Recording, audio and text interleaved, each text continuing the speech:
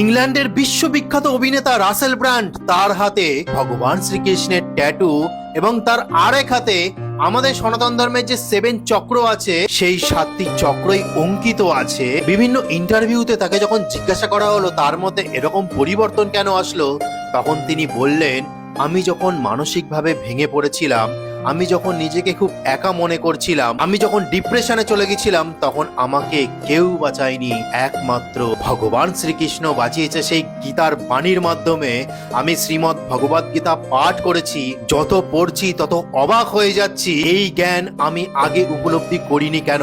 আগে আমি অনেক খারাপ কাজে লিপ্ত ছিলাম। আমি যখন গীতা পাঠ করতে শুরু করলাম, ভগবান শ্রীকৃষ্ণকে ফলো করতে শুরু করলাম, তখন আমার মধ্যে অনেক পরিবর্তন এসেছে। এবং সত্যিকারের যদি কোনো ধর্ম হয়ে থাকে তাহলে এই সনাতন ধর্মই, আর কেউ যদি আপন হয়ে থাকে তাহলে সে ভগবান শ্রীকৃষ্ণ।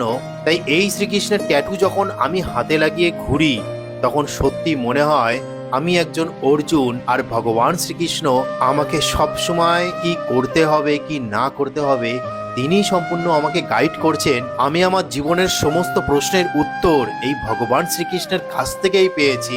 ঠিক সেই কারণেই আমি ভগবান শ্রীকৃষ্ণের ট্যাটু করেছি। তাহলে বন্ধুরা আপনারা বলুন, এনাকে অমনি তমনি অভিনেতা ভাববেন না।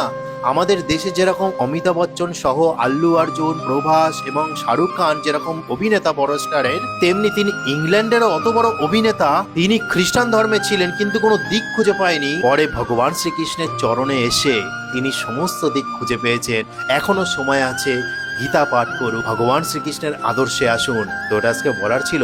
এইভাবেই ছড়িয়ে পড়ুক সারা বিশ্বে সনাতন ধর্মের প্রচার, সনাতন ধর্মের নাম, ভগবান শ্রীকৃষ্ণের নাম, গীতার বাণী। হরে কৃষ্ণ। জয় সনাতন ধর্মের জয়।